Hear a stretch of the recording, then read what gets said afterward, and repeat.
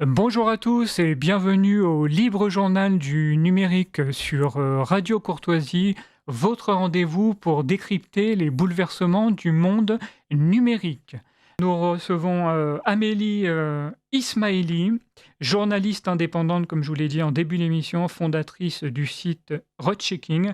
Bonjour Amélie Ismaili et merci d'avoir accepté mon invitation. Bonjour et merci à vous. C'est toujours un plaisir de venir sur Radio Courtoisie, qui a été un des premiers médias à me recevoir. Je crois que c'était même le premier média à me recevoir, Tout à donc je fait. tiens à le souligner. Et j'ai été extrêmement bien accueillie la première fois, donc bien sûr, j'ai accepté avec grand plaisir. Bien, encore merci. Eh bien, écoutez, nous allons directement commencer. Pouvez-vous nous raconter votre parcours et ce qui vous a conduit à devenir journaliste indépendante et à fonder Rechecking? Alors, en fait, j'ai commencé comme journaliste dans ma jeunesse, même si je suis pas très âgée encore, j'espère. Mais en tout cas, voilà, dans mes 1 temps d'études, fait des stages en journaliste quand j'ai commencé à 18 ans. Mmh. J'ai continué comme pigiste, enfin comme, stagiaire, puis comme pigiste pendant quelques années. En parallèle d'études de littérature française, hein. Et puis en fait, donc je me destinais plutôt à ce travail, mais durant mes stages, même si j'ai fait des stages, j'ai été extrêmement, bien, enfin j'ai été bien suivie, donc j'étais chez des gens très bien. Je me suis quand même vite rendu compte que, dans ce métier, surtout quand vous commencez, Mmh. vous valorisez, on a un idéal de ce qu'est le métier de journaliste. En réalité, c'est un métier, où vous ne pouvez pas faire ce que vous voulez, vous ne pouvez pas écrire ce que vous voulez, vous ne pouvez pas enquêter sur ce que vous voulez, Tout à fait. et surtout quand vous commencez, vous devez vous tenir à des cadres. Et moi, c'est vrai que je suis quelqu'un qui n'a jamais trop aimé ça, qui a toujours été un esprit un petit peu rebelle. Et puis il y avait aussi le côté financier, parce qu'en fait, quand vous commencez, c'est très difficile, de gagner sa vie, hein, pour faire ce travail-là, hein, faut le savoir. Mmh. Et ça, c'est un point important, parce qu'au final, bah, quand vous devenir journaliste, c'est, venir d'une famille aussi qui a les moyens, de vous aider pendant quelques années. Moi, n'est pas vraiment mon cas, hein, j'étais pas d'une famille pauvre, loin de là, mais j'étais pas, voilà, d'une classe moyenne, on va dire, basique, et donc je pouvais pas, continuer, comme ça. Et puis voilà, il y avait vraiment ce côté de ne pas avoir cette liberté d'expression Mmh. auquel je tenais. Donc comme je m'intéressais quand même beaucoup aux médias, à la circulation, à l'information en tant que telle, D'accord. j'ai fait, ce qu'on appelle une formation en médias et communication, qui D'accord. était en fait, des recherches en sciences de l'information et de la communication, qu'on n'entend pas beaucoup. Il faut quand même le savoir, qu'on entend très peu souvent des chercheurs en sciences de l'information et de la communication, alors que en ce moment, on devrait les entendre un peu plus, parce qu'ils ont un point de vue, beaucoup plus, différent de ce qu'on peut entendre de Je suis chez les bien d'accord. fact-checkers. Bah, c'est un autre on pourra en parler plus Ouais, tard. ouais. Mais voilà, donc j'ai fait cette formation-là, et donc j'ai travaillé comme conseillère en communication, et en partenariat média. Je faisais, surtout de l'analyse, médiatique, en fait, pour faire entre autres de l'influence ou de la relation publique. D'accord. Et puis quand est arrivée, on va dire, la période du covid, Mmh.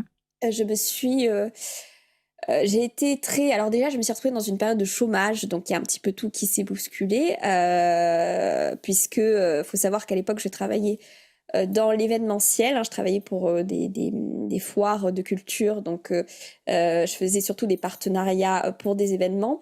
D'accord. Et forcément, le covid a fait que tout s'est arrêté. Il y a eu beaucoup de licenciements, et forcément les premiers licenciements qui sont arrivés, c'était les personnes entre guillemets «les plus Les plus jeunes», jeunes. les premiers arrivés, parce que ça coûtait moins cher. Et donc c'est ce qui m'est, malheureusement arrivé.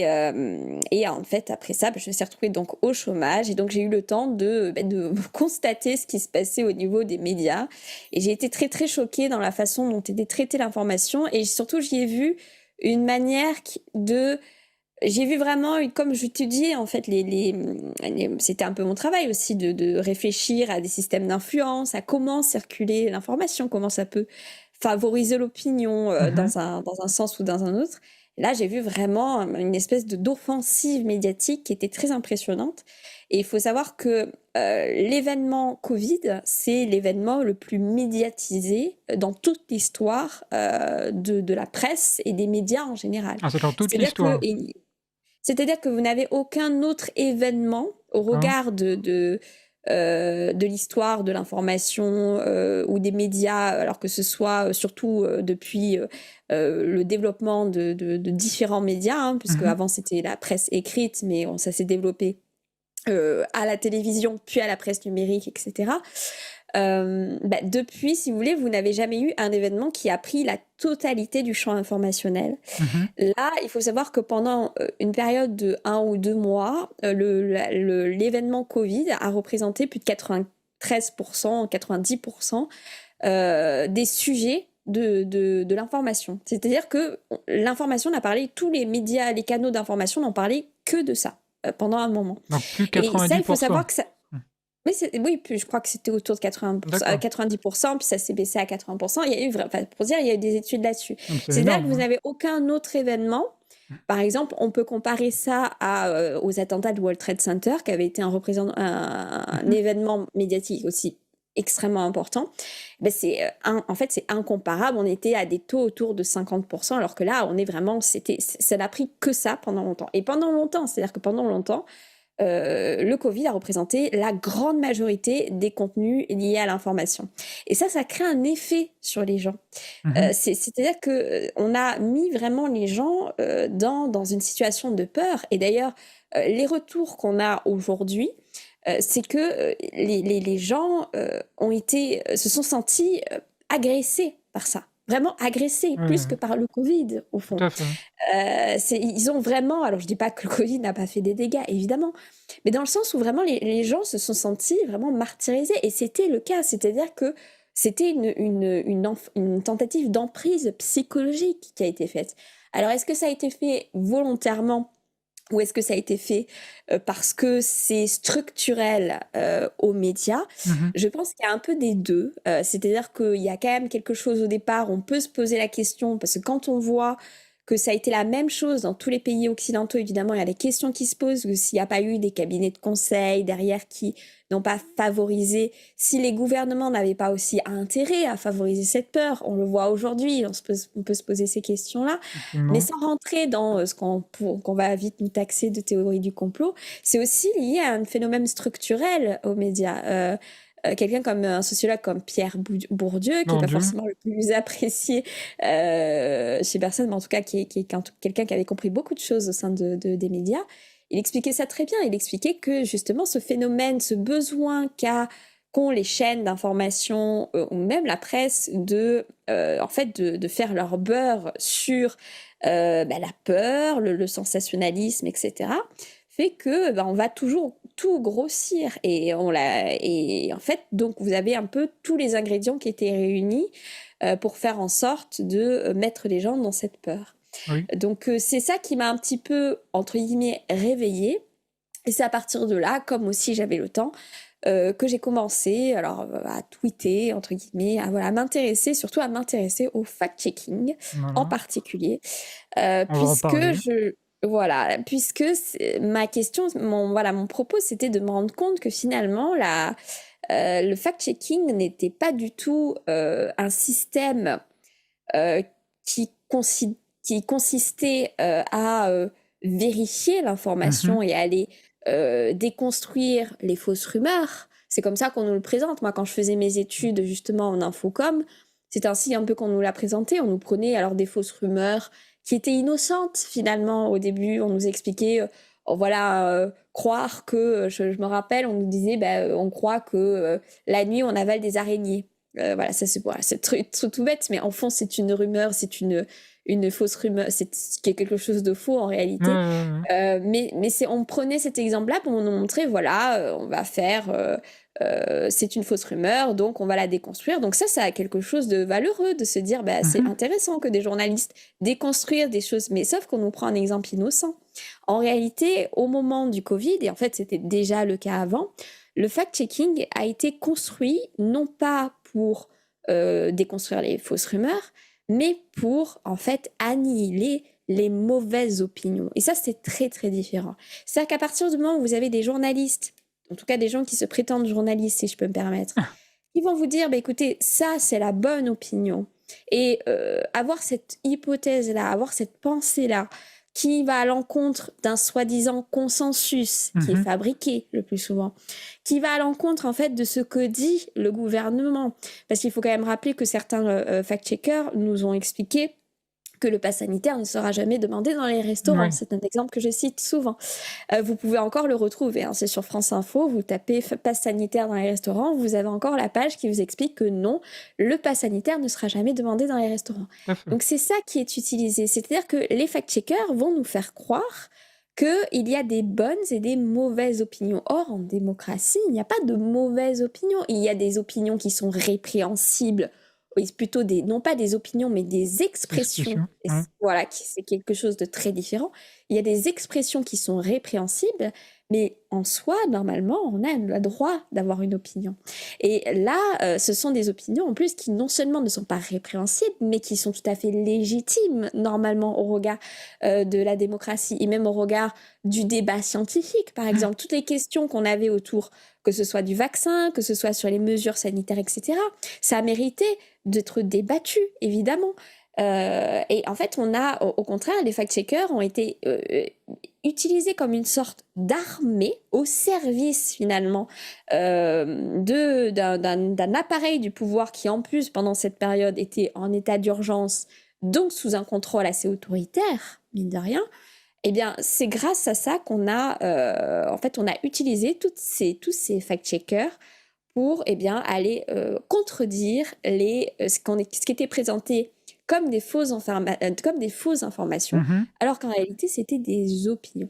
Et en fait, à force d'étudier tout ça, je me suis rendu compte que c'était structurel, c'est-à-dire que c'était pas juste un phénomène lié au Covid, c'était en fait lié à ce qu'était le fact-checking en lui-même. C'est-à-dire que comment on forme les journalistes. C'est-à-dire qu'il ne faut pas croire que les journalistes qui font ça le font en toute conscience. Eux, ils sont persuadés de faire quelque chose de bien. Eux sont persuadés que ils font pas ça pour l'argent. Ils sont pas forcément très bien payés, les fact-checkers. Alors peut-être certains, maintenant, qui sont médiatisés, sans en citer, doivent gagner beaucoup mieux, évidemment. Mais les petites mains, si vous voulez, qui publient sur AFP Factuel, qui publient sur Check News, etc., c'est pas des gens qui sont extrêmement bien payés par rapport à d'autres.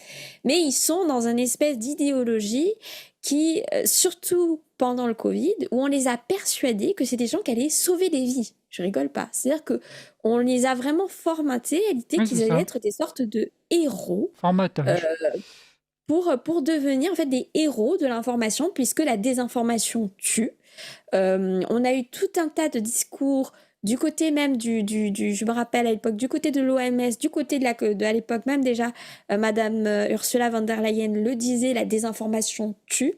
On a parlé d'infodémie, c'est-à-dire qu'on a parlé d'une épidémie de fausses informations, avec l'idée que la fausse information était une épidémie beaucoup plus grave que le Covid. C'était ce qui était dit par des représentants de l'OMS. Donc tout ça, on a dit tout ça, et donc les fact-checkers ont été un petit peu héroïsés, je vais y arriver, avec cette idée qu'ils vont aller chasser un peu les fausses informations. Or, la réalité, c'est que ils ne sont pas scientifiques, les fact-checkers. Ce ne sont pas des experts en tout. Personne n'est expert en tout, moi la première. Donc quand vous voulez aller poser un vrai ou faux, ce qui est quand même une façon binaire de voir les choses, un vrai ou faux sur des questions qui sont parfois extrêmement complexes. Est-ce que le confinement était valable ? Est-ce que un pass sanitaire serait utile ? Enfin, en fait, il y a toutes ces questions-là. C'est-à-dire qu'il y a à la fois les questions scientifiques, démocratiques, institutionnelles, etc. On ne peut pas poser de vrai ou de faux sur certaines questions. Donc, on demande à des fact-checkers de faire ça. Qu'est-ce qu'ils font ? Ils vont s'appuyer sur des experts, entre guillemets. Mais ces experts-là, en général, c'est ceux qui veulent bien parler, puis c'est ceux qui sont toujours bien sélectionnés. Et puis, vous allez avoir... puis quand on veut discuter de chiffres, entre guillemets, on va prendre les chiffres les plus fiables. Donc, les plus fiables, c'est qui ? C'est ceux qui sont donnés par les autorités sanitaires. Vous voyez ce que je veux dire ? C'est-à-dire que c'est toujours en fait, c'est structurellement faire en sorte de blanchir, et c'est pour ça que l'essayiste Idriss Aberkan parlait de blanchiment de fausses Mhm. informations, et je pense que c'est une formule que je réutilise parce qu'elle est tout à fait juste. C'est-à-dire qu'en fait, c'est pas forcément un blanchiment de fausses informations, mais un blanchiment de la parole du gouvernement ou de la parole institutionnelle en général. Et c'est là où justement on entre sur quelque chose qui est au fond assez pervers. C'est-à-dire que faire croire que remettre en cause la parole des institutions serait quelque chose de dangereux, qui peut tuer, ça c'est quelque chose de grave. C'est un procédé au Oui, fond qui nous nous sommes amène à une d'accord. sorte de totalitarisme. Et c'est ça qui a fait que donc c'est à la même époque que vous avez fondé Roadchecking? Alors, faut savoir que Rechecking, c'est pas moi qui l'ai fondé. C'était un blog qui avait été créé par des personnes qui justement voulaient contredire des fact-checkers. Donc c'était des blogueurs qui avaient été notamment aussi qui participaient aussi à l'aide de Idriss Aberkan, qui avait aussi D'accord. voilà, essayé de promouvoir ce site. Et donc, comme j'ai été en contact avec Idriss Aberkan, qui m'avait invité sur sa chaîne, en fait, Mhm. et que moi, je travaillais vraiment sur ce sujet du fact-checking, il m'a proposé de reprendre de reprendre ce site. Ah d'accord, donc Et c'est une donc, reprise. Hmm. voilà, donc en fait, c'est une reprise. Et puis, voilà, là, je travaille j'ai engagé un développeur. Voilà, j'essaye de l'améliorer parce que c'était un site qui était vraiment, il y avait, enfin, même encore, il y a quand même on a beaucoup de problèmes techniques. Mais voilà, l'idée, c'est en fait de développer, et puis peut-être à terme de développer aussi une fondation derrière. En tout cas, D'accord. l'idée, c'est effectivement d'aller, de faire un site qui puisse au moins en fait, on va dire, l'idée de base, c'est un peu débunker les fact-checkers, mais c'est, on va dire plutôt, aller contredire cette parole-là, c'est-à-dire cette parole de dire c'est ce lobbying de la fausse Oui. information qui joue aussi sur le lobbying du complotisme, etc., qu'on entend souvent. Et puis maintenant, vous avez un autre lobbying qui rentre en jeu très actuel, qui est la fameuse ingérence russe, sur lequel je pense on aura l'occasion Tout à fait. de discuter. En tout cas, Voilà. j'invite les auditeurs de Radio Courtoisie à se rendre sur ce site, hein, d'ailleurs, j'ai trouvé votre dernier article quant à l'affaire Portmanov. Bah, j'ai trouvé cela très pertinent, donc j'invite les auditeurs à lire votre article. Qu'est-ce qui vous a aussi motivé à vous spécialiser dans l'investigation des mécanismes du fact-checking et des financements des médias? Alors, bah, c'est tout ce que je vous ai expliqué, c'est-à-dire que c'est un peu un réflexe citoyen Ah, c'est que un j'ai réflexe. eu. D'accord. C'est à la fois un réflexe citoyen, un réflexe professionnel. C'est-à-dire que j'avais quand même, on va dire en compétence, l'étude de comment circuler l'information, parce que Mhm. ça s'étudie en fait, les mécanismes. C'est une science comme une autre, c'est un domaine comme Tout une à autre. fait. Euh, et en fait, c'est d'aller contredire surtout des gens qui, beaucoup, vont justement se prétendre comme des experts de l'information. Voilà, Ça, bah, c'est c'est quelque c'est chose pour ça que qui je me vous posais la dérangeait. question. Oui. C'est D'accord. quelque chose qui me dérangeait parce que les vrais experts de les informations, encore une fois, on les entend pas beaucoup. Mhm. Il y en a quelques-uns, évidemment, hein, qui sont complètement dans ce lobbying-là, mais la plupart des chercheurs en sciences de l'information et de la communication, ils disent la même chose que moi. Ils disent que finalement, le fact-checking, c'est pas si bien que ça. Bon, en tout cas, c'est pas forcément une mauvaise chose, parce qu'ils sont pas dans une posture de Mhm. radicalement opposée, mais ils expliquent que le but en soi de ce qui est proposé, ce n'est pas une réalité. C'est-à-dire que c'est quand même finalement un mécanisme politique, Mhm. bien plus politique que vraiment neutre. Et aucun chercheur en infocom va vous dire que le fact-checking est neutre. Au contraire.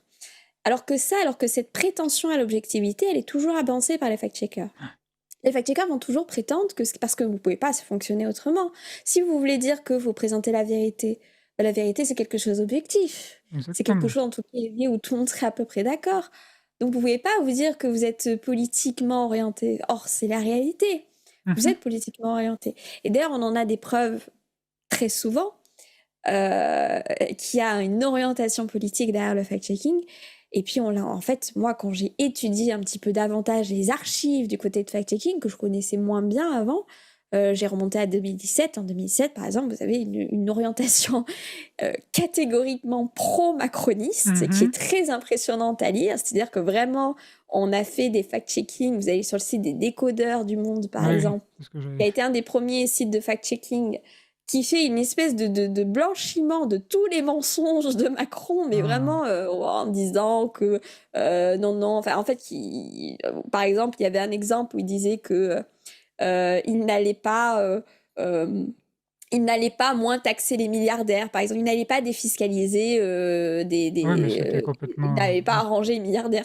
Il n'avait pas enlevé des taxes sur le capital. Or, c'est le cas. Il a taxé le patrimoine plutôt que le capital. Donc, évidemment, ça a arrangé les personnes les plus riches, non pas les personnes de classe moyenne supérieure ou autres, qui ont un patrimoine ou qui ont parfois des maisons. On parle des personnes qui sont très, très au-dessus et qui, justement, ont des revenus grâce à des capitaux financiers pas forcément par du travail C'est productif ça. derrière. Donc c'est ça en fait, le fact-checking était quand même vraiment poussé vers Macron. Donc c'est toujours très très orienté. Et moi, comme en ayant un peu entre ces côtés rebelles, on va dire, parce que voilà, je suis quelqu'un aussi qui n'aime pas qu'on mente aux gens, qui Oui, n'aime pas oui, bah, l'hypocrisie. écoutez, ça se ressent Donc il y a quand ce on... côté-là. Et donc, ça m'a donné effectivement envie de m'intéresser à ça. Et en fait, en remontant, en se demandant, finalement, cette orientation, elle doit pas venir de nulle part quand même. On se dit, il y a un biais, il y a une autocensure ou autre, mais il y a bien quelque chose qui est lié. Et en fait, quand vous remontez les financements, vous vous rendez compte que le fact-checking est financé toujours par les mêmes institutions, soit par le gouvernement, soit par des fondations philanthropiques, Mhm. entre guillemets, je mets des gros guillemets, qui sont en fait souvent des caisses de blanchiment, il faut dire ce qui est, d'argent pour l'impérialisme américain, Ouais, c'est pour ce ça. qu'on appelle l'État profond américain, c'est-à-dire toute cette cohorte d'institutions et de fondations qui servent en fait à l'étranger à favoriser les intérêts américains. Donc c'est ça en fait derrière les fact-checkers, et vous avez toujours les mêmes institutions. Maintenant, c'est aussi la Commission européenne, évidemment. C'est pour ça les fact-checking vont toujours être très orientés contre les souverainistes, Mhm. les personnes qu'on va dire de droite conservatrice, ou à l'inverse des gens très entre guillemets d'extrême gauche, même si bon, l'extrême gauche a plusieurs sens aujourd'hui. Alors non pas l'extrême gauche au sens d'être pro-immigration, Ouais, c'est etc. ça. Là, c'est pas du tout le cas. Là, au contraire, on est plutôt, comme on est des globalistes, on est plutôt pour la fin des La frontières, fin, ouais. etc. Je parle de ce qu'on appelait l'extrême gauche, moi, quand j'étais avant, c'est-à-dire l'anarchisme, L'anarchisme. voilà, le discours très anticapitaliste, etc. Donc en fait, c'est vraiment ces deux bords qu'on va annihiler. Et donc les fact-checkers, mine de rien, vont en fait valoriser l'extrême centre qu'on a actuellement. Et donc c'est cette pensée néolibérale, globaliste, hein, vraiment, justement, comme je disais, pas de frontières. Il faut pas de souveraineté, hein, donc fin de la souveraineté, etc. Mhm. Et tout ça en faisant croire que c'est pour le mieux, que ce sont les institutions euh, qui sont supérieures à la voix du peuple et à la souveraineté du peuple, que ce sont les experts qui doivent diriger, donc des experts par exemple de la Commission Mhm. européenne, qui savent mieux que ce que peut savoir le peuple, que ce que peut penser le peuple. C'est vraiment cette pensée-là qu'il y a derrière Ouais, comme, l'orientation des comme fact-checkers. vous dites, en faisant croire, oui, oui, effectivement. Exactement, Vous- exactement. Mais c'est très pervers comme système, parce qu'en fait, oui, à chaque c'est fois, très pervers, effectivement. si vous dites ça, parce que vous discutez avec des fact-checkers, je dis pas que je sais mieux que ce qu'ils pensent, c'est pas du tout le cas. Mais quand on a du recul, on est toujours, c'est toujours plus simple de regarder les choses de l'extérieur.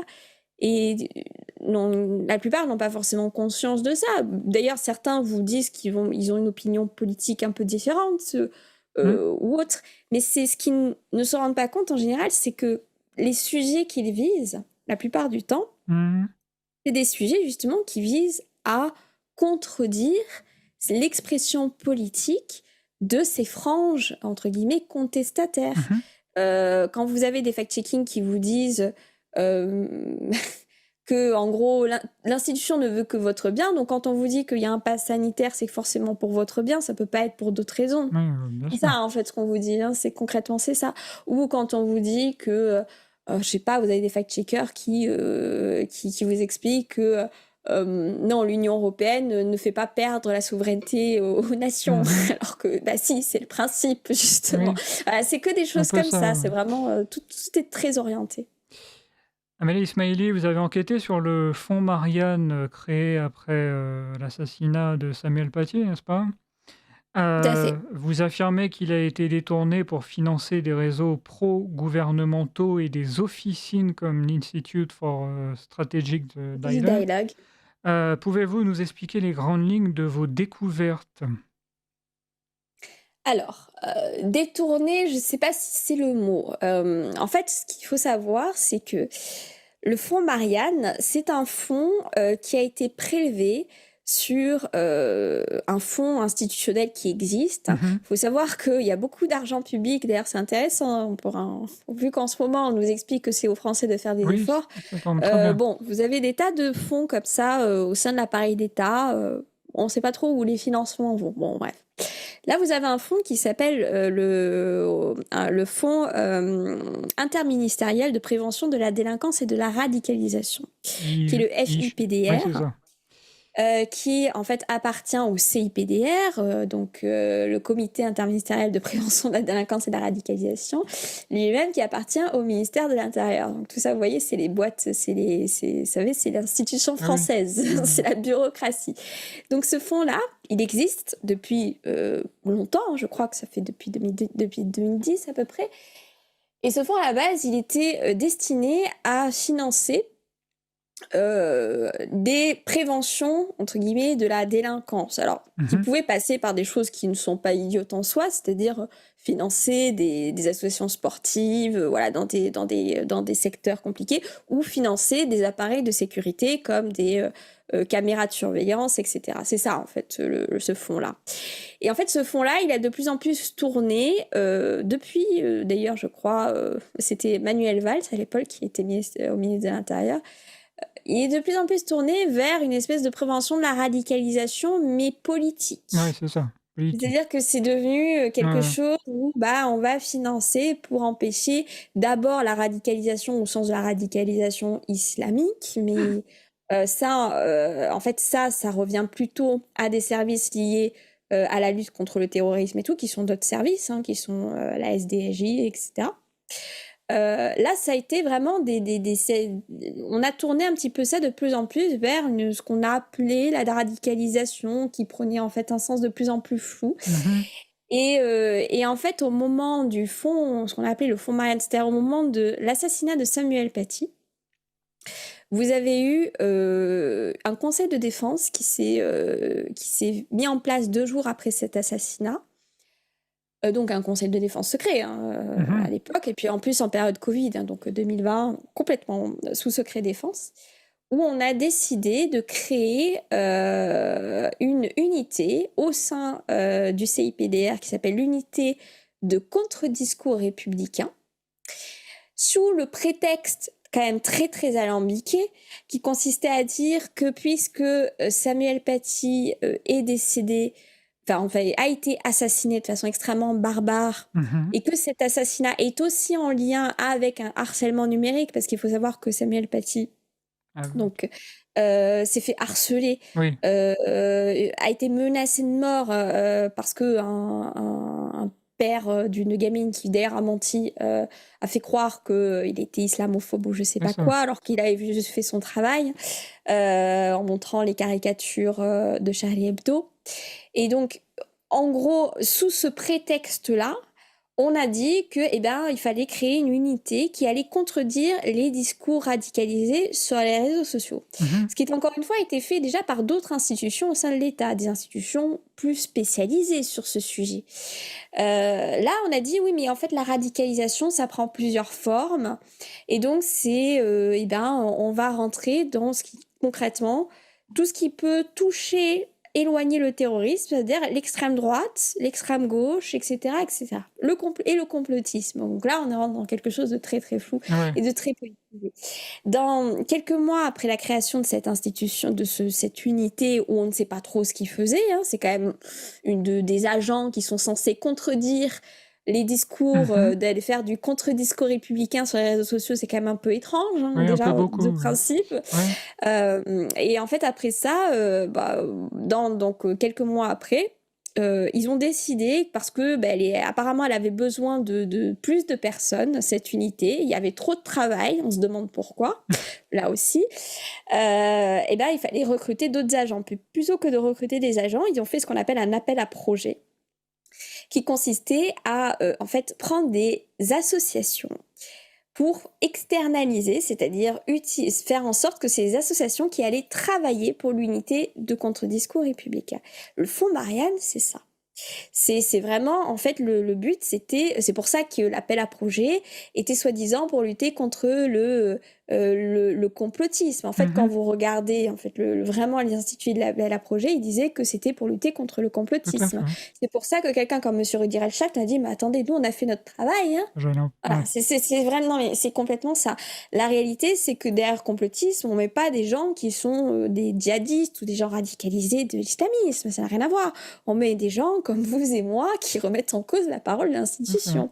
Et donc, quand ça a été fait comme ça, on a pris évidemment des associations où on savait qu'elles étaient alignées politiquement avec eux. D'ailleurs, dans ces associations, vous avez beaucoup qui sont en fait des associations, vous avez des anciens macronistes dedans, c'est-à-dire des gens qui faisaient partie de La République En Marche, qui font partie de certaines associations qui ont été financées par le Fonds Marianne.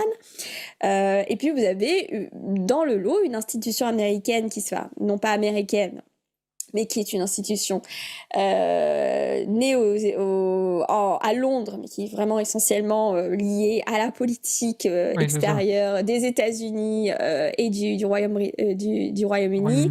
Il a donc l'Institut for Strategic Dialogue, et qui est une institution spécialisée, non pas contre la radicalisation islamique, mais contre la désinformation. Vous allez vite comprendre. Et le complotisme, ou tout ce qu'on met derrière le mot complotisme, c'est-à-dire l'extrême droite, l'extrême gauche, le souverainisme, etc. Parce que c'est ça, quand vous lisez les rapports de cette institution, c'est ça, c'est ce qu'on vous dit. On vous dit que les gens qui remettent en cause le pass sanitaire, les gens qui remettent en cause la part institution, ce sont des gens dangereux et radicalisés. Donc, on a financé tout ça. C'est cet ISD qui a formé les agents de l'unité de contre-discours républicain. Et donc, l'argent, qu'on a appelé on a pris l'argent de ce fameux fonds interministériel de prévention de la délinquance et de la radicalisation pour financer ces associations. Il faut savoir que depuis qu'on a créé ça a continué. Donc, le fameux fonds Marianne dont on parle, ça n'a jamais arrêté. C'est-à-dire qu'à partir du moment où ils ont commencé ce système-là, ils ont mis encore plus d'argent l'année suivante. C'est-à-dire que Madame Sonia Backès, au début, c'était un fonds qui était autour de 60 millions d'euros. Donc, on ne parle pas juste que de 2 millions d'euros. Les 2 millions d'euros, c'est uniquement ce qui était la partie, en fait, liée à cet appel à projet qu'on a appelé Fonds Marianne. C'est ça. Mais il y a 60 millions d'euros derrière. Donc, vous avez aussi... et là, maintenant, on a augmenté à 80 millions d'euros.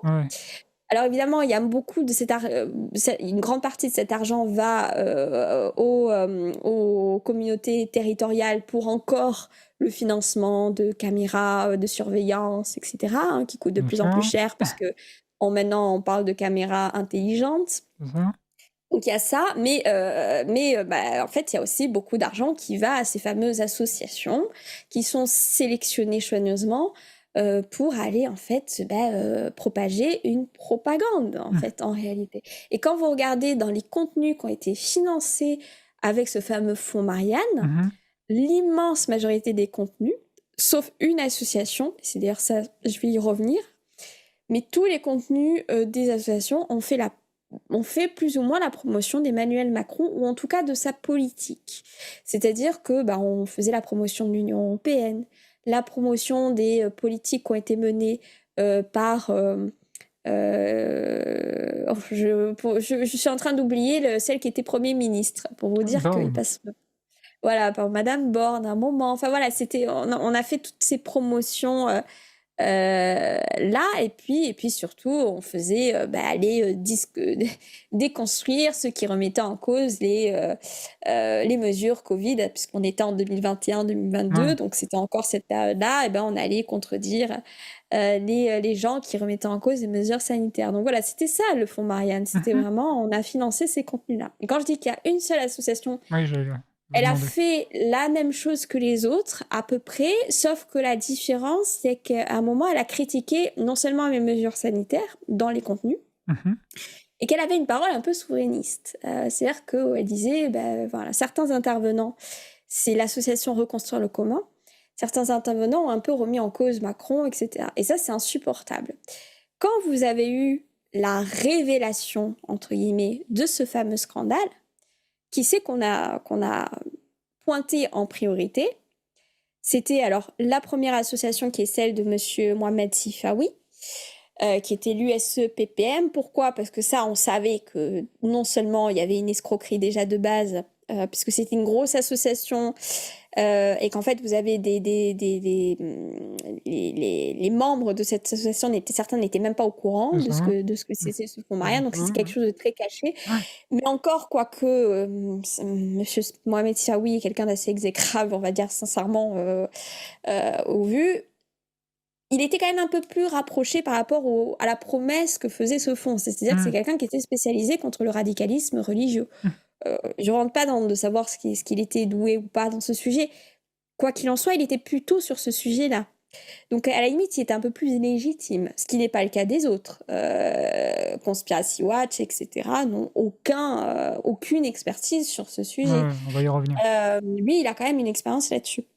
Et donc c'est cette association en premier qu'on a mis en avant dans la presse. Et puis la deuxième, c'était la fameuse association Reconstruire le commun, en disant que, on a financé, que c'était un scandale parce qu'on avait financé du contenu politique. Et le contenu politique qu'on a pointé, c'était les contenus, alors non pas qui critiquaient Macron, mais qui critiquaient la gauche. Ouais, c'est ça. En réalité, ils critiquaient la gauche, la droite, mais surtout Macron. Et donc ça a été la presse a menti sur ce fond-là. Et ça, c'est ce qu'on appelle une opération de damage. Alors, malheureusement, c'est un anglicisme, mais comme le terme nous vient c'est un concept anglais qui est le damage control, qui est en fait un concept de communication de crise, qui consiste à limiter les dégâts. On savait qu'il allait avoir, parce qu'il y avait eu un premier journaliste qui avait commencé à mettre son nez dans ces fonds-là, et en se rendant compte que on ne savait pas trop ce qu'il faisait avec l'argent. Ce journaliste-là, malheureusement, est un journaliste de Marianne qui s'appelait Gabriel Libert, est décédé entre-temps, Il souligne. Ouais. dans des raisons un peu obscures, mais c'est un autre sujet. Et donc, il y a des journalistes qui ont commencé à reprendre ce qu'il faisait, et donc, pour limiter les dégâts, celle qui a remplacé Marlène Schiappa, qui était Madame Sonia Backès, qui, je pense, est beaucoup plus dangereuse que Madame Schiappa. C'est un autre sujet, encore une fois. Madame Sonia Backès a dit très bien, moi j'ai contacté les journalistes, c'est ce qu'elle dit à son audience au Sénat. J'ai contacté les journalistes et je leur ai donné ce dont ils ont besoin. Voilà. Donc concrètement, c'est ça qui s'est passé. C'est-à-dire qu'on a arrangé très bien. Donc le but, c'était de dire, voilà, ces deux associations-là, on peut les tuer. Comme ça, on protège les autres. La réalité, c'est que vous avez tout le reste de l'argent qui a été utilisé, a été fait pour financer des contenus politiques promotionnels à l'égard de Macron. Et ça va tellement loin que vous avez même des contenus qui étaient sponsorisés avec l'argent du Fonds Marianne, qui faisaient un appel à voter Macron. Parce que, encore une fois, ce n'est pas un hasard. Le Fonds Marianne a été lancé 1 an avant la présidentielle de 2022.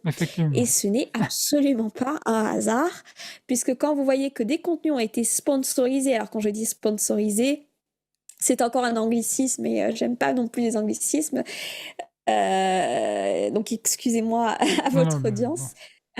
Mais on veut dire qu'on a financé de la publicité pour mettre en avant ces contenus avec l'argent du Fonds Marianne, donc avec votre argent, pour faire des appels à voter Macron. Non seulement des appels à voter Macron, mais aussi des contenus qui discréditaient des opposants à Emmanuel Macron, à savoir Marine Le Pen ou Jean-Luc Mélenchon. Et dans les deux cas, vous avez des contenus qui disent « Attention, Marine Le Pen est quelqu'un de dangereux, d'antisémite, enfin, voyez, tout ce que vous voulez. Et puis, attention, Jean-Luc Mélenchon, il a un prisme pro-russe. Voilà ce qu'on disait, entre autres. Ça, c'est vous les retrouvez dans les contenus liés au Front Marianne.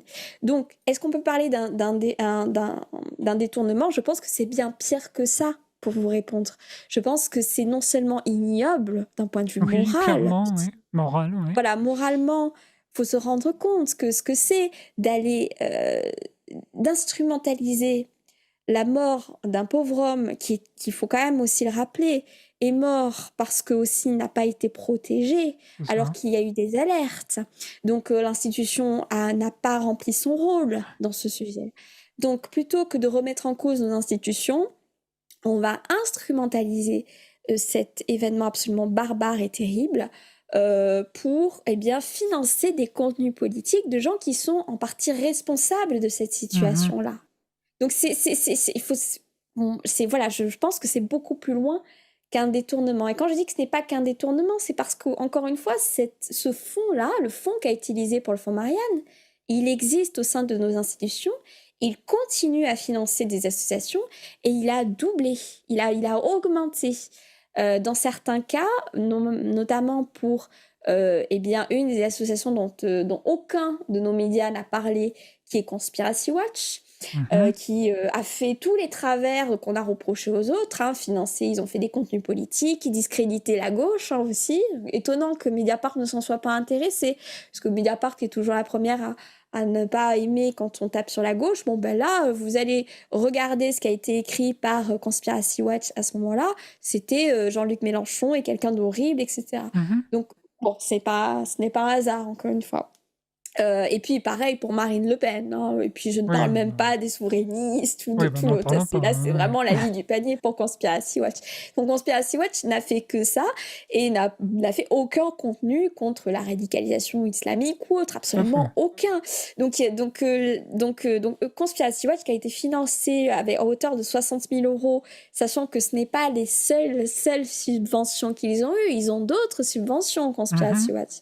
En tout, ils touchent à peu près 130 000 € par an. Ils ont, à la base, ils touchaient 40 000 € de ce fameux fonds interministériel de prévention de la délinquance et de la radicalisation. C'était déjà un scandale en soi de toucher 30 à 40 000 €. Là, ils ont touché 60 000 € et même un peu plus après. Donc, en fait, ils ont continué à percevoir de l'argent même après le fonds Marianne, c'était en 2023, 2024 et jusqu'à aujourd'hui. Et toutes les associations, c'est pareil, ils ont touché encore plus d'argent. Donc quand j'en vois des gens qui me disent « rendez l'argent », mais attendez, ils continuent à percevoir l'argent. Non seulement on ne rend pas l'argent, mais ils continuent à percevoir l'argent. Donc bien sûr que c'est un scandale absolu.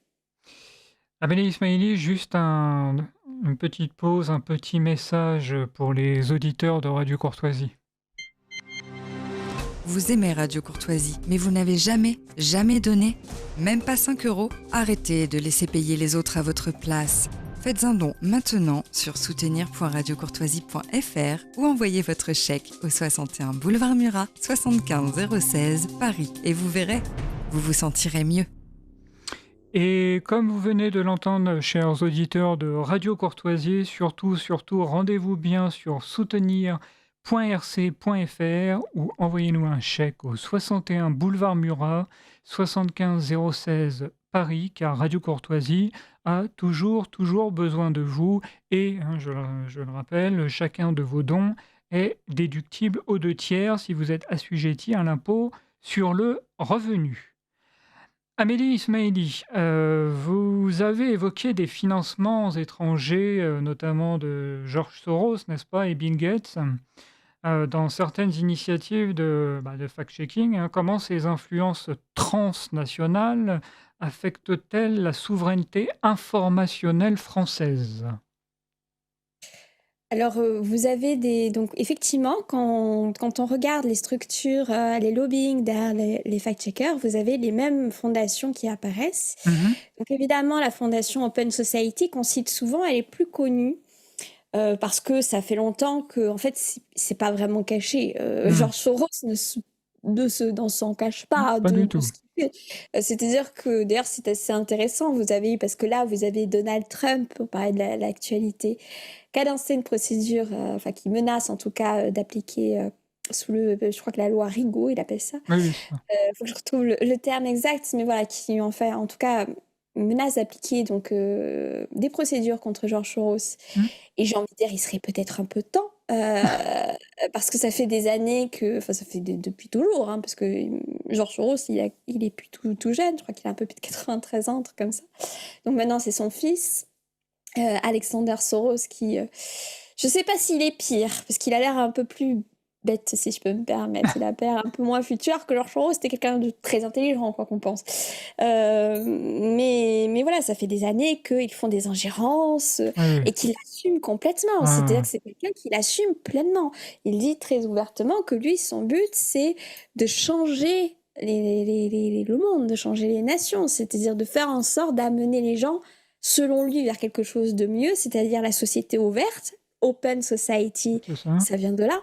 C'est la société ouverte, donc une société sans frontières, etc. Mais quand on parle de société ouverte, c'est une société où il n'y a pas de contrôle, du coup, il n'y a plus vraiment de démocratie. Parce que en fait, pour qu'il y ait une démocratie, il faut une souveraineté populaire. Il ne peut pas y avoir de souveraineté dans un monde ouvert. Donc, vous voyez ce que je veux dire? Tout à fait. Donc le but de la société, l'idée de la société ouverte, hein, qui est une idéologie qui nous vient de la société du Mont Pèlerin, voilà, donc toutes ces idéologies néolibérales, consistait à dire que comme la vraie démocratie n'est pas possible, cette idée que le peuple ne puisse pas gouverner vraiment, c'est une absurdité, et le mieux c'est d'avoir des institutions et de garantir que ces institutions fonctionnent bien. Alors, ce qui n'est pas je veux dire, on pourra en discuter de cette opinion, mais en tout cas, c'est une orientation idéologique. Et George Soros, lui, il est aussi très lié à ce qu'on appelle une forme de l'American... alors, non pas l'American Society, mais le siècle de l'Amérique. Voilà, je cherchais le terme. Qui est en fait vraiment une idéologie qui est très liée à une vision religieuse, hein, qui consistait à dire que, en fait, pour le meilleur du monde, il faut que ce soit les États-Unis qui dirigent tout. Plus ou moins. Je rigole pas, c'est plus ou moins ça. Non, c'est... Oui, oui. Il faut que l'impérialisme américain est moral, même si ça amène des guerres. Oui, mais c'est des guerres pour le mieux. C'est ça. Donc c'est vraiment ça, hein, et c'est ce que vous avez chez les néoconservateurs, qu'ils soient démocrates ou républicains, hein, parce que vous l'avez chez les deux bords. Hein. Vous avez cette idée-là, et donc des gens aujourd'hui plutôt chez les démocrates, comme Hillary Clinton, etc., ce sont des gens qui incarnent parfaitement cette idéologie-là. Et donc, il faut pour ça, pour que on amène le meilleur des mondes, vraiment au sens du livre, il faut manipuler un peu l'opinion. Et donc, toute l'Open Society, toute la fondation George Soros, elle va financer donc des associations toujours sur des modèles très valeureux, aider le peuple, aider les pauvres, etc., aider les migrants, voilà, etc. Mais en fait, il y a toujours une orientation idéologique derrière. Et il a toujours été très fier, George Soros, de dire que lui, il a favorisé limite des guerres, ce qui a été le cas en Ukraine, ce qui a été le cas en Georgie, ce qui a été, au Venezuela aussi. Ouais. Tout à fait. Donc, il finançait les médias. Donc, George Soros, puis vous avez derrière Monsieur Bill Gates, qui lui, pareil, hein, amené par les mêmes visions complètement impérialistes. Alors lui, dans une branche un peu plus, je pense, dangereuse, qui est un peu une branche scientifique, hein, avec l'idée qu'il faut vacciner tout le monde, que il y a cette idée, c'est pas une théorie du complot, c'est quelque chose qu'il assume parfaitement, de vouloir mettre des puces au sein de certaines personnes pour qu'on puisse leur reconnaître leur vaccin. Enfin voilà, c'est et puis faire des moustiques génétiquement modifiés qui vont faire des vaccinations aussi. Ça a été refusé, qui était un projet au Burkina Faso. Le Burkina Faso vient de le refuser d'ailleurs et vient de faire partir. Là, c'est tout récent, ouais, tout à fait, la fondation, justement, Bill Gates. Donc, vous avez Bill Gates, et puis vous avez aussi deux autres. Une qui s'appelle la National Endowment for Democracy, qui est en fait un paravent de la CIA, Tout simplement, ni plus ni moins. Et ça, c'est pas moi qui le dis, c'était le président de cette institution quand elle a été créée, qui avait dit que ce que nous faisons ce que faisait la CIA dans les années 60. Hein. Leur but, c'était ouvertement d'assumer un impérialisme américain, donc favoriser les intérêts des États-Unis dans le monde. Et puis une dernière qui est beaucoup moins connue, mais qui selon moi, on devrait beaucoup plus en parler, qui est les fondations Pierre Omidyar, qui est un franco-iranien, donc c'est pas que les Américains, et qui s'appelle les fondations Luminate. Et ces fondations-là, pourquoi j'en parle? Parce qu'on parle beaucoup de George Soros, mais au fond, George Soros, ça fait des années qu'il fait ça, mais il a un appareil qui est tellement énorme que c'est moins spécialisé, alors que les fondations Luminate, c'est vraiment spécialisé contre les lobbying, contre la désinformation, etc., avec une idéologie vraiment totalitaire, pour le coup. C'est-à-dire que derrière Pierre Omidyar, c'est quelqu'un qui aussi était un créateur de l'eBay, donc on parlait du numérique, qui était le créateur de eBay au moment de... donc un entrepreneur génial, comme il peut en exister, c'est pas la question. Mais en fait, quand eBay était extrêmement populaire, faut savoir que eBay proposait ouvertement à des sociétés comme les États-Unis ou comme Israël, par exemple. Eh bien, je dis Israël parce que ça avait été révélé à l'époque par la presse israélienne, qui était le journal Haaretz, proposait en fait à des gouvernements en fait d'utiliser eBay pour surveiller les personnes. Des années avant le scandale de la NSA. Donc c'est-à-dire que vraiment déjà il y avait déjà cette optique d'utiliser ça parce que en fait ils disaient une société mieux contrôlée, c'est une société qui contrôle son peuple, hein. C'est clairement c'est ça. Donc c'est vraiment une idéologie derrière ces gens-là. Et donc Pierre Omidyar, depuis qu'il finance en fait ces fameuses fondations philanthropiques, en fait ça consiste, c'est clairement dit, de changer les modes de pensée. C'est ce qui est ouvertement dit. Donc voilà, donc vous avez toutes ces institutions-là, elles ont une orientation idéologique très précise, et c'est pas pour rien qu'elles financent le fact-checking, encore une fois, puisqu'elles vont financer, en fait, elles vont choisir les experts qui vont un peu former les fact-checkers, ou plutôt les orienter, de savoir quelles sont les sources fiables, quelles sources n'est pas fiable, etc., etc. L'euro numérique en cours de développement suscite des craintes de surveillance accrues. Quels sont les risques d'une telle technologie pour les libertés individuelles, Amélie Ismaili? Alors, je ne suis pas spécialiste de cette question. J'ai dit ouvertement. Je pense que l'euro numérique, je pense quelqu'un qui est plus en économie ou peut-être en technique. En tout cas, moi, je suis pas... Je pourrais pas trop me permettre de répondre parce que je suis pas spécialisée sur ce sujet, mais évidemment, comme toute citoyenne, ça m'inquiète, puisque évidemment, on comprend bien que derrière, comme toute personne qui étudie un petit peu les idéologies globalistes et tout qu'on a derrière, toute la promotion, tout en fait ces appareils de promotion de ces idées-là, donc notamment le World Economic Forum. Dont le patron Klaus Schwab a fini par partir parce qu'il avait tellement de corruption, et quand même pour qu'on assume la corruption au sein du forum de Davos, c'est que vraiment ça y allait, donc il a dû finir par devoir partir. Mais oui, quand vous voyez en fait les idées qu'il y a derrière ça, c'est très inquiétant, puisque l'idée, encore une fois, c'est un contrôle de la population. Mais ça reprend exactement les mêmes fondations, les mêmes idées que ceux derrière les milliardaires qui financent le fact-checking. C'est l'idée que le peuple ne pense pas bien. Le peuple ne pense pas bien, donc il ne peut pas non plus faire exercer sa souveraineté. Et le peuple doit être dirigé, doit être manipulé pour son bien. C'est vraiment ce qui est dit, quand vous lisez vraiment les experts, entre guillemets, qui travaillent sur la lutte contre la désinformation, etc. Il y a cette idée-là que les gens ne pensent pas bien. Que les gens, quand on parle d'infodémie, c'est vraiment une idée que les gens sont intoxiqués par la mauvaise information. Et d'ailleurs, maintenant, on parle de moins en moins de fausses informations. On parle de désinformation. Et puis même, on parle de malinformation. C'est là où ça rentre dans quelque chose de très pervers. C'est-à-dire qu'on commence à assumer de dire que finalement, les informations qu'on veut, entre guillemets, détruire. C'est pas des fausses informations, c'est des mauvaises par Voilà. rapport à notre vision des choses. Donc et l'euro numérique, je pense que ça fait partie, si vous voulez, de cette logique de contrôle, de nudge. Alors on a encore une fois, désolé des anglicismes, mais c'est Non, mais il y encore en une a fois un beaucoup, concept hein. Ouais, américain. Le nudge. Et d'ailleurs, l'inventeur de ce système-là, c'est quelqu'un qui a écrit des livres qui a été un des premiers idéologues de la théorie du complot, qui s'appelle Carl Susten, Mhm. et qui a écrit un livre qui s'appelle Conspiracy Theory, qui, je pense, a inspiré beaucoup Monsieur Reichstadt. Quoi qu'il en soit, c'est le fondateur aussi du nudge, c'est-à-dire l'idée que pour faire marcher une société, il fallait influencer les gens C'est ça. Ouais. par des mécanismes soit un petit peu contraignants, comme les taxes, par exemple, les taxes. Donc taxer pour avoir un comportement, ce qui est selon lui valeureux.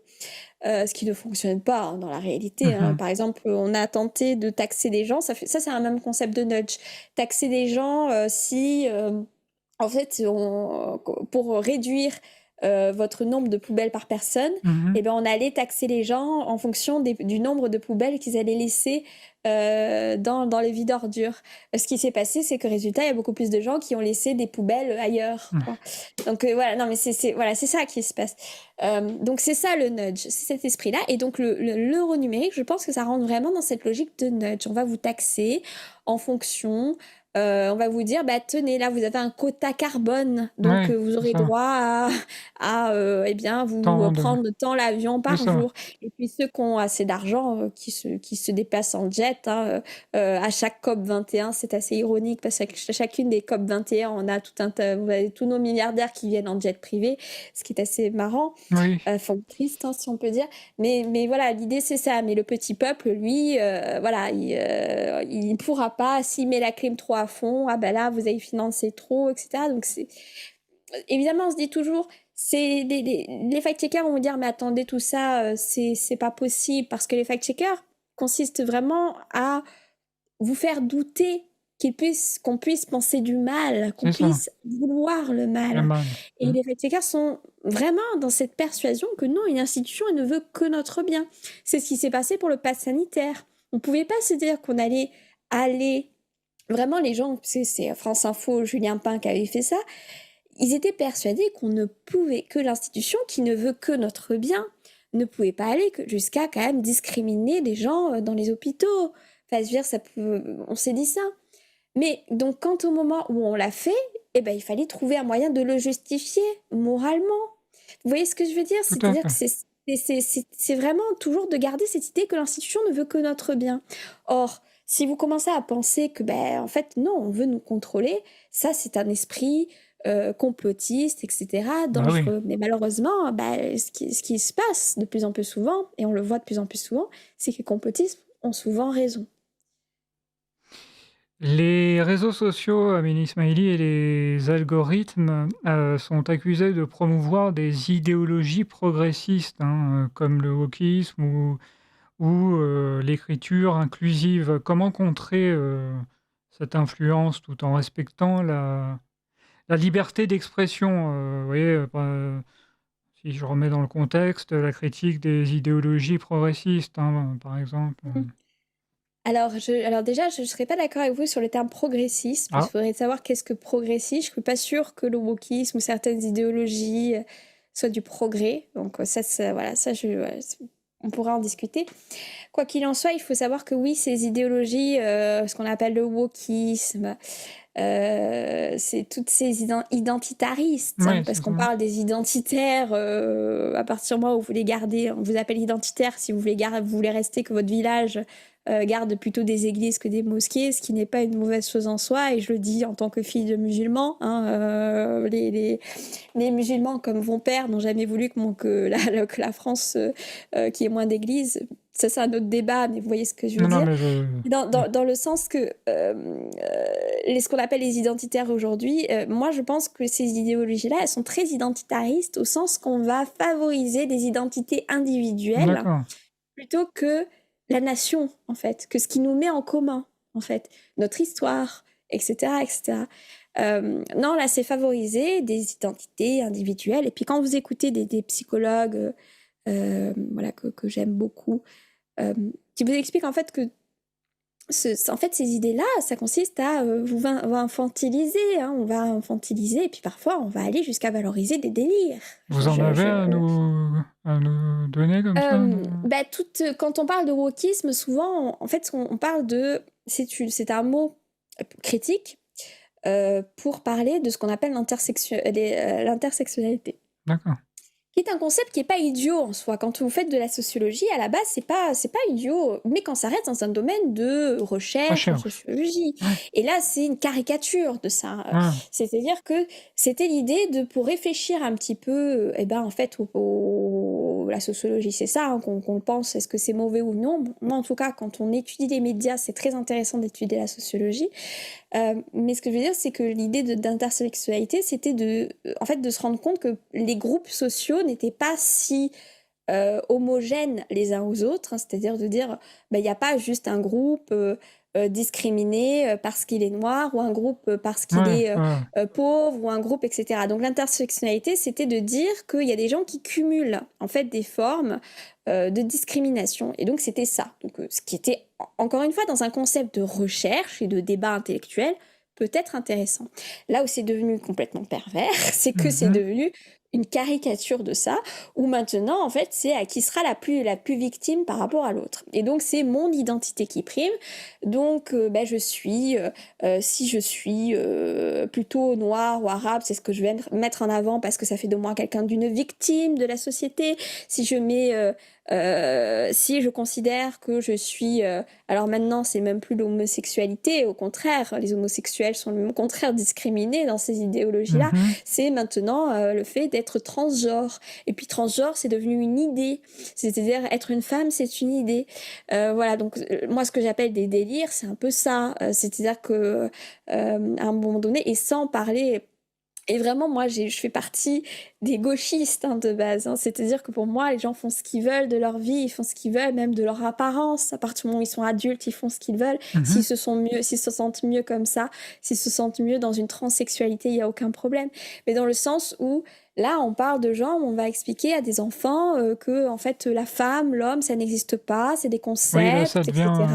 Et là où quelque chose de dangereux. D'ailleurs, certaines personnes qui étaient transsexuelles, ou en tout cas qui ont changé d'apparence, en tout cas de physique, pour se rapprocher d'une femme, il y en a beaucoup qui ne sont pas idiots, qui savent très bien qu'ils ne seront jamais complètement une femme ou jamais complètement un homme. Plus souvent, d'ailleurs, c'est plutôt parce que, en fait, le plus courant, c'était quand même plutôt des personnes de sexe masculin qui voulaient prendre l'apparence d'une femme. Et vous en avez beaucoup. Moi, je sais, j'en ai qui me suivent dans ma communauté. Ils sont beaucoup harcelés. Ces personnes-là sont conscientes de dire oui, je suis un homme, je suis né homme. J'ai voulu, à un moment dans ma vie, parce que je me sentais mieux, prendre la parole d'une femme. Mais ça ne veut pas dire que dans ma tête, j'ai conscience de ce que c'est que je ne serai jamais complètement une femme. Et là, on est en train de mettre ça à des enfants. Moi, ça m'inquiète vraiment. Et moi donc et je pense que ça inquiète beaucoup de gens. Et en fait, on voit que je ne crois pas que ce soit les réseaux sociaux. Je pense que les réseaux sociaux, ce sont juste les reflets de ce que pensent les gens. Et au contraire, on voit qu'au contraire, on a besoin... derrière les politiques de censure, hein, derrière le Digital Service Act, derrière l'ARCOM, etc., en fait, le but, c'est quand même de donner, on va donner, comme un peu le fonds Marianne, hein, on va financer le Digital Service Act, prévoit des signaleurs de confiance, c'est-à-dire que les signalements de ces organismes-là vont être établis en priorité, et dans ces organismes-là, vous avez des institutions complètement wokistes, que ce soit SOS Racisme, ou des trucs LGBTQ+, etc. C'est-à-dire qu'on va, en fait, ce qu'on veut, c'est censurer. Donc, je ne crois pas que ce soit les réseaux sociaux qui vont dans ce sens-là. Au contraire, je pense que les réseaux sociaux, ils sont le reflet de ce qu'on pense. Et donc, vous avez encore aujourd'hui des discours qui vous expliquent que X, ça modère pas assez. Il y a beaucoup trop de discours radicaux. Il y a beaucoup plus de discours d'extrême droite. C'est ça qu'on vous sort quand même. Parce qu'on contredit ces idéologies-là. En fait, en réalité... les réseaux sociaux ne vont pas forcément là-dedans, mais nos institutions, oui. Les institutions qui vont influencer Donc, soit c'est les organismes, les fondations philanthropiques dont on parlait qui sont très influentes, mais vous avez aussi les fondations françaises très influentes, et surtout au niveau éducatif, au niveau de nos institutions, il y a de plus en plus ces idéologies qui consistent à victimiser les personnes, à valoriser la victimisation identitaire. Et en fait, au lieu, qui est toujours dans le même principe, empêcher les gens de se rassembler, déjà empêcher les gens de se mettre en colère, puisque c'est plus facile de se mettre en colère pour moi-même parce que je suis une victime de ma couleur de peau. Ce qui, moi, en tant que je suis une personne, il faut savoir que ça se voit pas beaucoup parce que je suis blanche de peau, mais je suis métisse. C'est-à-dire mon père, il est d'origine marocaine et marocain du Sud, hein, donc c'est des personnes qui sont un profil très africain. Euh, Moi, ça me choque qu'on me parle de racisé, ça me Ouais, dérange. Moi, je suis française et mon père, d'ailleurs, est venu dans ce pays parce qu'il voulait que je sois française, parce qu'il est fier que ses enfants soient français. Et c'est pas pour rien si j'ai fait des études de littérature française, vous voyez ce que je veux dire? c'est Donc normal que c'est ça vous vraiment gêne. dans ce sens-là. Ouais, Et donc moi, ça me gêne beaucoup je comprends. parce que ça empêche les gens de faire commun. Ça nous empêche de devenir ce qu'on est en commun. Je pense que l'immigration de masse, c'est le même principe. Quand vous ramenez trop de gens euh, dans un... Quand vous ramenez trop de gens qui ont une culture... Quoi qu'on pense, hein, c'est pas la question de dire une culture est plus mauvaise qu'une autre. C'est dans le sens que quand vous ramenez trop de personnes qui n'ont pas grandi dans la même culture, C'est etc., ça. ben, ça crée des dissensions, évidemment, ça crée des problèmes, ça crée des... Et puis il y a la question économique ou autre Qui rentre en qui jeu. amplifie ça, mais ces différences culturelles, elles vont aussi jouer. Donc et ça, aujourd'hui, on a malheureusement une gauche qui nie complètement ça, alors que c'était parfaitement assumé dans les années 80. Les intellectuels, même des gens très à gauche, en parlaient très ouvertement de ces problèmes-là. Tout à fait. Et en fait, on nous empêche de faire ce qu'on appelle une société commune.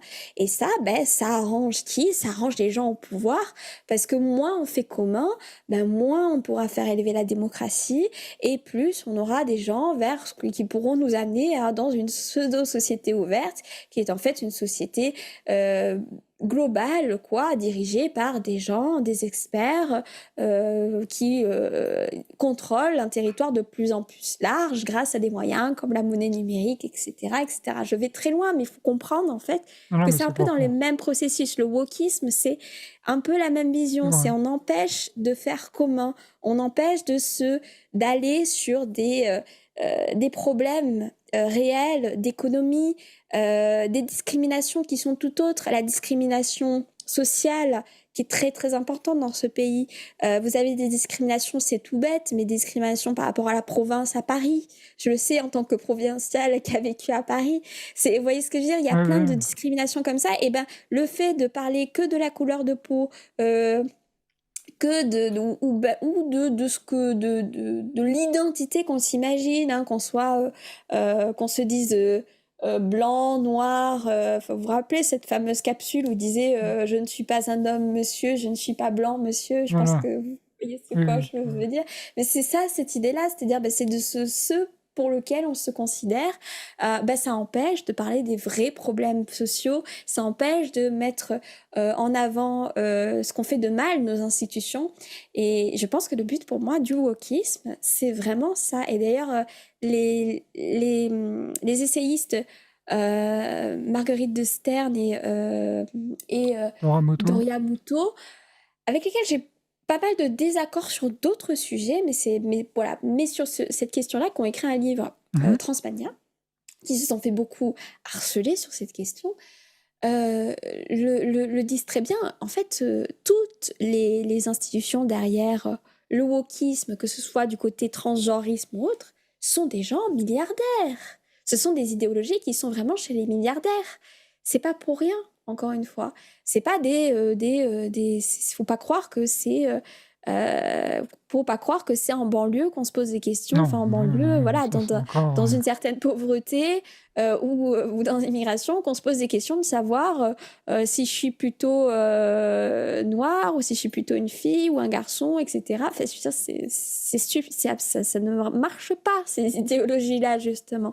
Et je pense que ça se voit s'il y a une contestation, c'est parce que les gens sont de plus en plus réfractaires à ces idées-là. Je pense vraiment.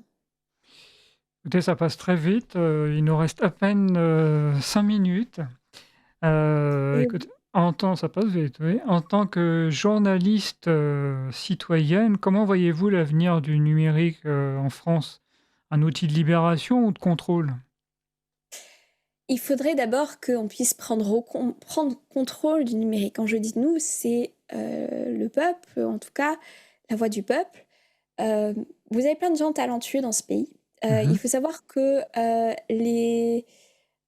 beaucoup d'entreprises américaines géantes du numérique ont pris des ingénieurs français.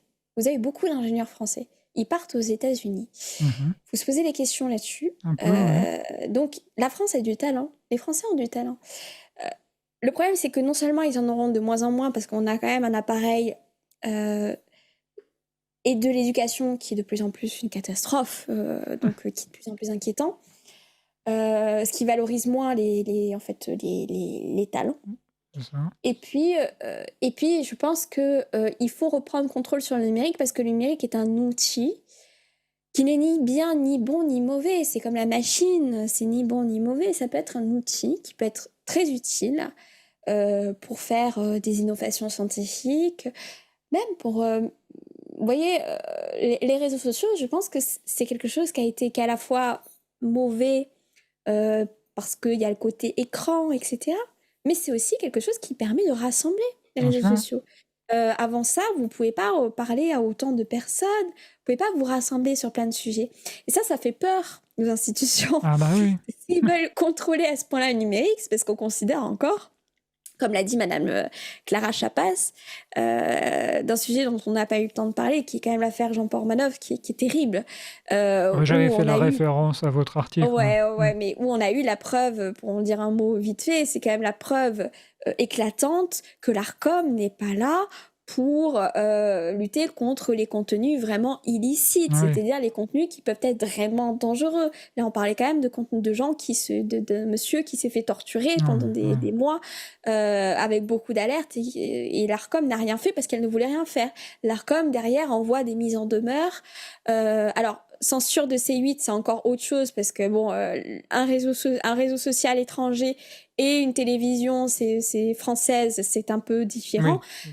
Mais donc c'est pas dans le sens que c'est excusable, mais ça montre quand même une orientation, c'est-à-dire que on va aller faire des mises en demeure. Je pensais à notre cher André Berkoff aussi, que j'aime beaucoup, qui s'est pris 3-4 mises en demeure de l'Arcom quand même, parce qu'il s'est permis d'inviter des gens qu'il ne fallait pas, parce qu'il s'est permis d'inviter des gens qui remettaient en cause les mesures sanitaires, parce qu'il s'est permis d'inviter des gens qui ont remis en cause le discours sur le réchauffement climatique. Vous avez eu une mise en demeure, la dernière mise en demeure de l'Arcom, c'était ça.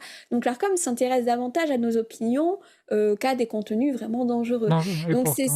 Donc le numérique, il faut absolument reprendre en compte déjà en mettant fin à ces institutions qui nous comptent de l'argent et qui sont là uniquement pour nous contrôler, et se rappeler que c'est un outil qu'il faut que le peuple contrôle parce que c'est un outil et qu'on ne peut pas le laisser faire n'importe quoi, mais que avec de la prévention, en le restant comme un outil, c'est-à-dire qu'il ne faut pas que ça prenne le contrôle de notre vie aussi, je pense que ça peut être quelque chose de bien, mais c'est à condition évidemment, dans le cadre de notre société malheureusement gouvernée par des gens de plus en plus pervers, faut dire ce qui est, et qui veulent de plus en plus garder le pouvoir, ça peut devenir un outil dangereux, évidemment. Tout à fait. Et rapidement, parce que en 1 minute, si vous pouvez, quelle est la première action qu'il devrait entreprendre, je parle un mot de fin pour les auditeurs, qu'ils devraient entreprendre pour reprendre le contrôle de leur rapport au numérique? Si Je pense... vraiment, Ouais, on n'a plus c'est qu'une minute. compliqué. Je dirais multiplier les moyens d'information et de s'informer, c'est-à-dire le garder comme un outil. Il ne faut pas que ça prenne le contrôle de votre vie. Je pense que c'est très important de garder le social, que ça ne prenne pas le contrôle. Mais vous avez parlé tout à l'heure de financement de Radio Courtoisie. Moi, il faut savoir que je n'étais pas de la même orientation politique de Radio Courtoisie et Mhm. j'ai été accueillie extrêmement bien et je pense que cette pluralité, elle est très importante. Tout à fait. Et je pense que si on veut améliorer, eh ben, on a l'outil numérique qui peut servir à ça, à financer des médias citoyens, des médias alternatifs, pour reprendre le contrôle déjà sur l'information. Donc, si j'ai un mot de la fin, puisque c'est dans mon sujet, je pense que c'est ça, il faut aider, je pense, les médias alternatifs et citoyens. Eh bien, Amélie Ismaili, comme vous venez de le dire, ce sera le mot de la fin. Donc, je rappelle aux auditeurs de Radio Courtoisie que donc, vous êtes journaliste indépendante et que donc, vous l'avez précisé, vous avez donc repris le site Roadchecking. Chers auditeurs, restez bien à l'écoute de Radio Courtoisie. Surtout, n'oubliez pas de vous rendre sur soutenir.rc.fr ou de nous envoyer un chèque au 61 boulevard Murat, 75 016 Paris, car Radio Courtoisie a toujours besoin de vous. À bientôt pour un nouveau libre journal du numérique et encore merci beaucoup Amélie Ismaili. Merci à vous.